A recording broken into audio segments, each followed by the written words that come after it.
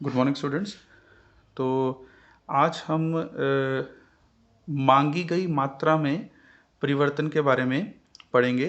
जैसे कि मैंने कल आपको दो कंसेप्ट भेजे थे जिसमें हमने मांगी गई मात्रा में परिवर्तन और मांग में परिवर्तन देखा था। आज हम उनको चित्र के द्वारा समझेंगे, जिसमें हम सबसे पहले डिस्कस करेंगे मांगी गई मात्रा में परिवर्तन। तो जो मांगी गई मात्रा में परिवर्तन है उसे हम कहते क्या हैं? मांग वक्र पर संचलन। तो अगर इसकी डेफिनेशन देखें तो अन्य बातें समान रहने पर जब किसी वस्तु की अपनी कीमत में कमी होने के फलस्वरूप उसकी मांग अधिक हो जाती है तो इसे मांग का विस्तार कहते हैं। तो जो मांग वक्र पर संचलन है उसके दो हिस्से हैं। तो एक में मांग में विस्तार हो जाएगा और दूसरे में मांग में संकुचन होगा। तो मांग में विस्तार कब होगा? जब वस्तु में अपनी कीमत में कमी आएगी, यानी कि अपनी वस्तु में कमी होने के कारण मांग में विस्तार होगा। तो जैसा कि इस चित्र द्वारा आपको समझाया भी गया है, तो यहाँ पे ओ वाई एक्सिस पे हमने प्राइस को लिया है, कीमतों को लिया है, और ओ वाई एक्सिस के ऊपर हमने क्वांटिटी यानी कि मात्रा को दर्शाया है। तो इस पर देखें तो हमने क्या डिस्कस करना है इसमें? वस्तु में अपनी कीमत में होने वाली कमी के कारण।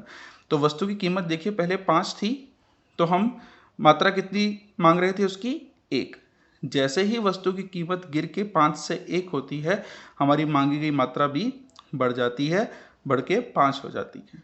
तो इन दोनों बिंदुओं को मिलाते हुए हम एक मांग वक्र डी डी खींचेंगे और इस तरह से हम यहाँ पे एक्सटेंशन इन डिमांड यानी कि मांग में विस्तार को दर्शाएंगे। इसकी तालिका भी आप देख सकते हैं यहाँ पे, जैसे कि ये P है दैट इज प्राइस कीमत, Q है क्वांटिटी मात्रा। तो जब प्राइस 5 था तो मांगी गई मात्रा 1 थी, और जब प्राइस गिर के 1 हो गया तो मांगी गई मात्रा बढ़ के 5 होगी। अब देखिए इसमें मांग में संकुचन।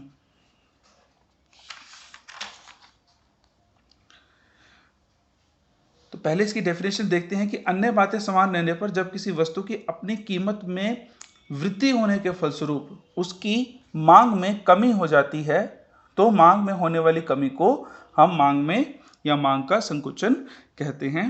तो इसमें देखिए सबसे पहले इसे मांग में संकुचन कहा जाता है, और फिर वस्तु की अपनी कीमत में वृद्धि के कारण, जबकि वहां पे हम क्या था?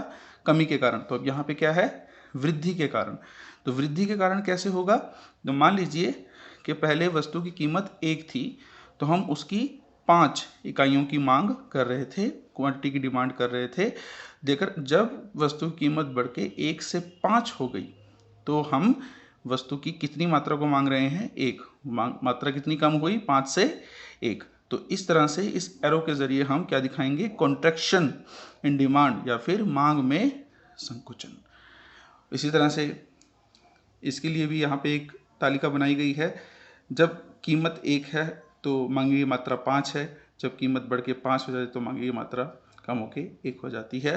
तो ये एक बहुत ही इम्पॉर्टेंट कंसेप्ट है और इसके ऊपर क्वेश्चंस ज़रूर आते हैं, तो इसे आप ध्यान से पढ़िए और शाम तक मुझे करके भेजिए। धन्यवाद।